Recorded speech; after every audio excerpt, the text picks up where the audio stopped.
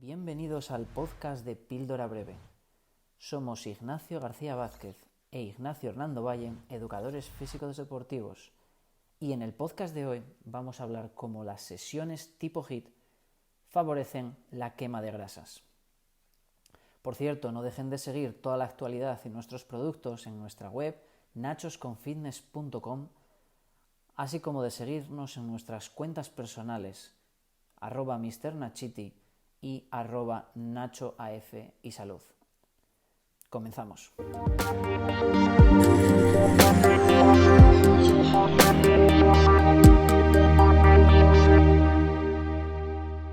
Como ya sabéis, llevamos un tiempo trabajando en el nombre, en nuestro hashtag Píldora Breve. Bueno, la razón es muy sencilla.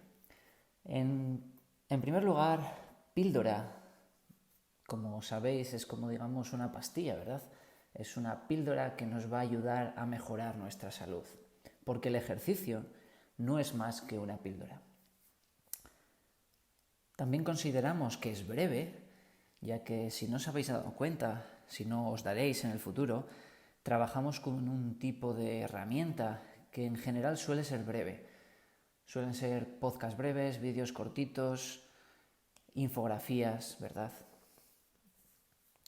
Bueno, pues con todo ello vamos a hablar del primer podcast. ¿Me permite el HIIT quemar grasas? Esa es la palabra, esa es la introducción. Bien, el HIIT es un método de entrenamiento de fuerza-resistencia que en la última década se ha situado entre las tendencias fitness más demandadas a nivel mundial. El método HIIT proviene del inglés, en sus siglas, ya lo sabréis, High Intensity Interval Training, que en español se traduce como entrenamiento interválico de alta intensidad. Vale, es un método en el que se combinan acciones aeróbicas y anaeróbicas, es decir, periodos cortos de entrenamiento muy intenso, pongamos a más del 80% de nuestra frecuencia cardíaca, con otros periodos más largos de intensidad moderada, en torno a un 65% de nuestra frecuencia cardíaca, y periodos de descanso que en su mayoría consideramos cortos. ¿Vale? El tiempo típico, el tiempo normal de una sesión HIIT ronda en torno a los 20 minutos. No suele superar los 20 minutos. Vale, ¿cuáles son las ventajas y desventajas del entrenamiento HIIT?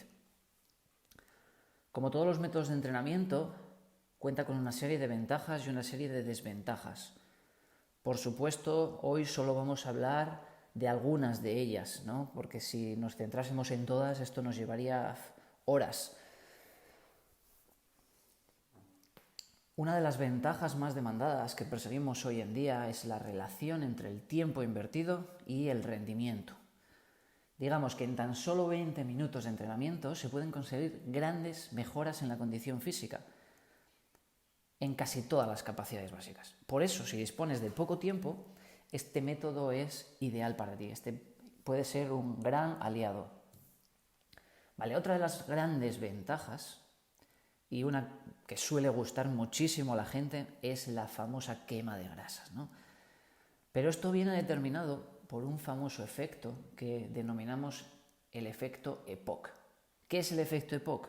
Es el consumo de oxígeno post-ejercicio. Vamos a explicarlo. El metabolismo de las grasas, es decir, donde nuestro sistema consume grasas eficazmente, no empieza a ser verdaderamente eficaz hasta pasados unos 10 minutos.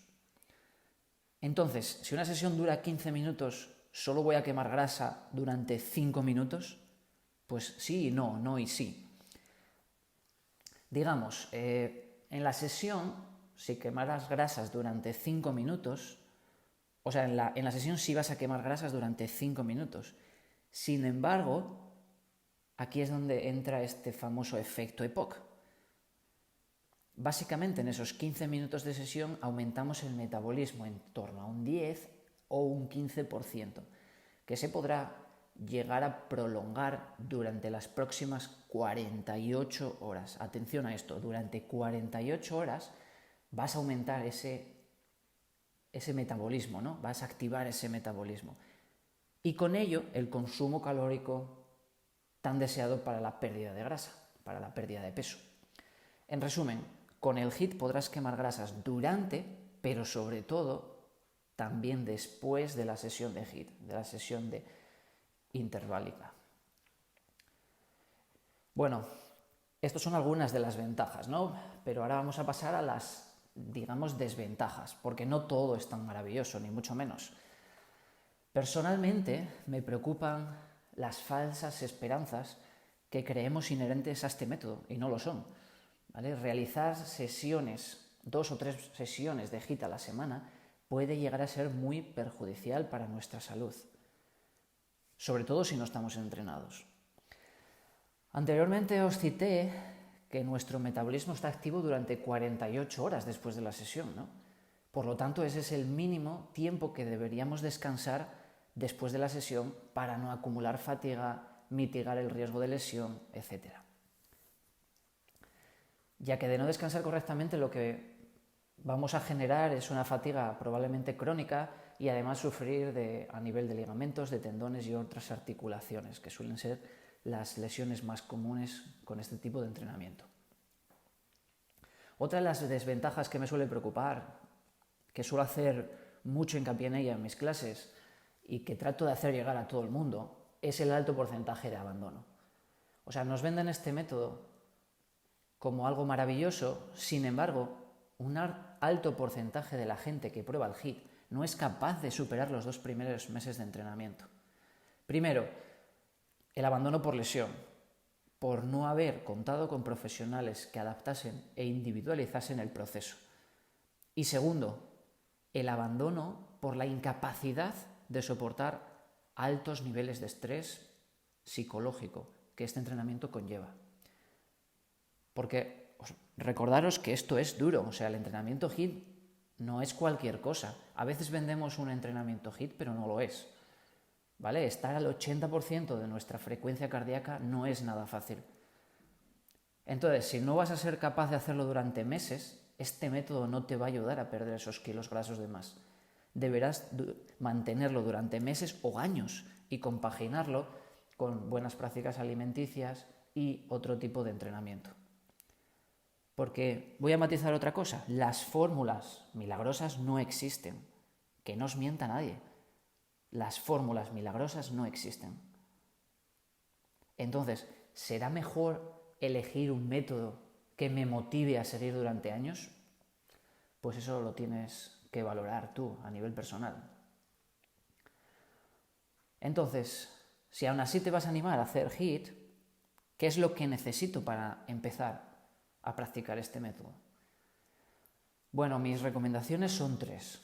O te voy a dar 3 pautas. Primero, ponte en manos de profesionales. Los educadores físicos deportivos son los profesionales más formados en el mundo del fitness. Segundo, tener en cuenta que ningún método realizado en menos de 2 meses te servirá para lograr unos objetivos que se mantengan en el tiempo. Pero ninguno, absolutamente ninguno. Y tercer punto, acompañarlo de una buena dieta y principios nutricionales. Esos son los 3 puntos.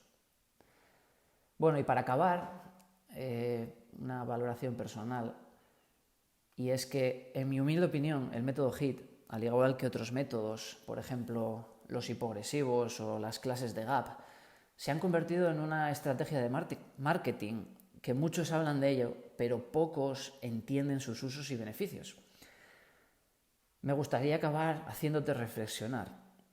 Los estudios demuestran que las personas inactivas son incapaces de superar el 60% de la frecuencia cardíaca máxima.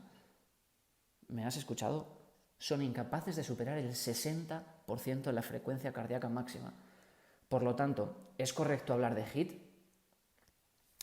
Te invito a la reflexión.